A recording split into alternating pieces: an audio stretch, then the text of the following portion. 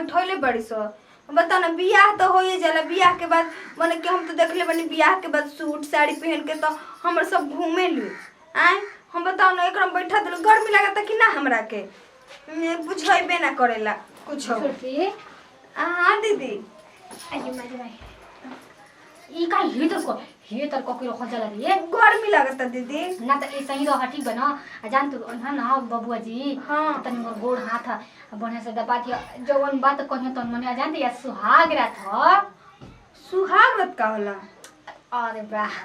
अब जा दी बबुआ जी समझे ना हम का बतलाई मने में समझ जो कि प्यार मोहब्बत वाली बात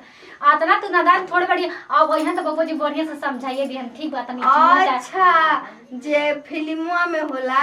अरे हाँ बढ़िया तो समझली अच्छा ठीक कितना तू सुंदर लागत रे के नजर मतलब आतनी ना गमिराहे नेग मांगी है घूंघटा तो न हटाव कोई ना कि घूंघटा उठाई हमके चाही गहना गुड़िया ई सब मांगल जाला ठीक बा बड़ी सर ठीक बना आओ त देवर जी तनी बढ़िया से प्यार दिलाती है त तनी मरद हमन बात मानी ठीक बना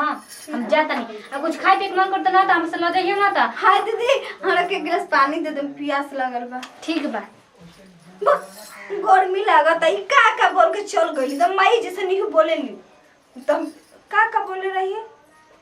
हमरा यादो नहीं खे बस इनकर बात के खेला जाए माइयो हमरे एतर समझात रही जइए तो बोलिए मत डटिए मत हां हम तो सब चीज खेला हम तो अभी जाएम कल होई तो बिहान होई तो झुलुआ खेले जाएम फिर छुकीता खेल नींद अरे जान दी और चीज वो दम अथु करतनी का एकदम को भौजा ही न रूम जानाला कि एकदम पीछे लोरी मर्दी तो तुमको शर्माती नहीं खे का हो सोना ई सोना बोलो तनी हमरा के तो का कही हो अरे अब नई नवेली दुल्हन घूंघट में रहली से हाँ देख अब मरद लेकिन एक मांगली से घूंघट उठाई तो तुम जना तो दोनों पल्ला खोल के तैयार भी है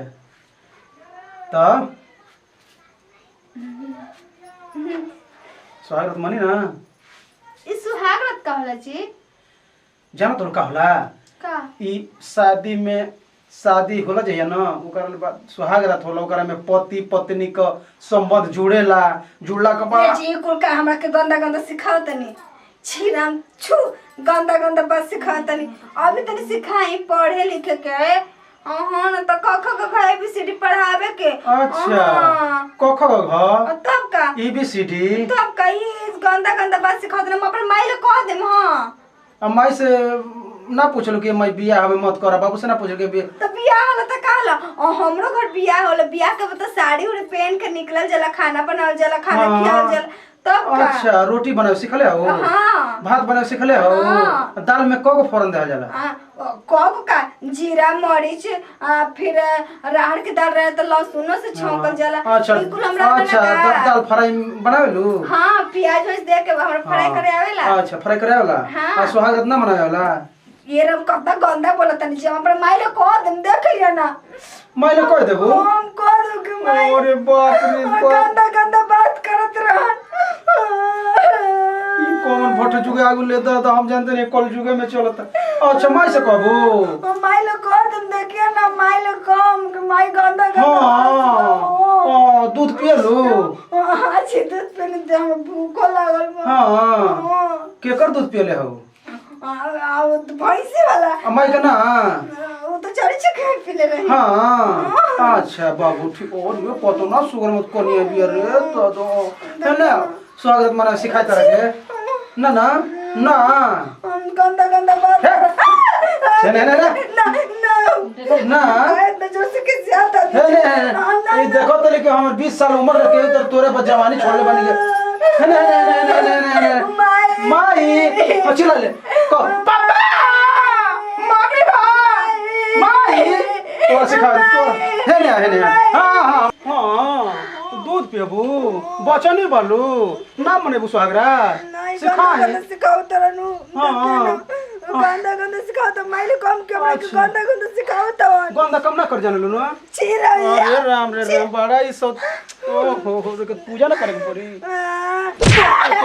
ये मार गला तो गंदा गंदा नहीं के काम कर तो सिखाओ तला बाबूजी बचा बाबूजी ये मारता इन्हें तो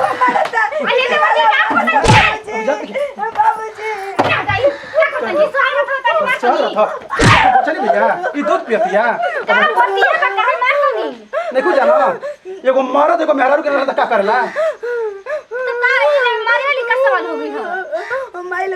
मैं कहबू एके भगाव काहे खातिर बचनी ले बिया कहलू हमार गंदा बात सिखात रहा हम नहीं के कल तरह के मारे भर त चलू एगो देखल देवर बात पाठा नहीं निकल लई की को बिया करो ले छोटी जा दे न तो की देखी त का कोई किलो के रोवत असन ज्यादा नहीं माइल कम देखे ना हां मैं कहबू बाबू से ना कहबू ना ओड़ मिकुल ना ओड़ के रमजान मिकुल ना ओड़ के रमजान अरे रे रे रे रे रे ना ओड़ ये देवर से सब का अरे बाप रे अरे मैं एकदम मेहरारू का दादी पर मिलल मेरे दादा तू भाग जी तो हम इधर रही अरे छोटी दादी मरत न हो माने छोटी तो मान जा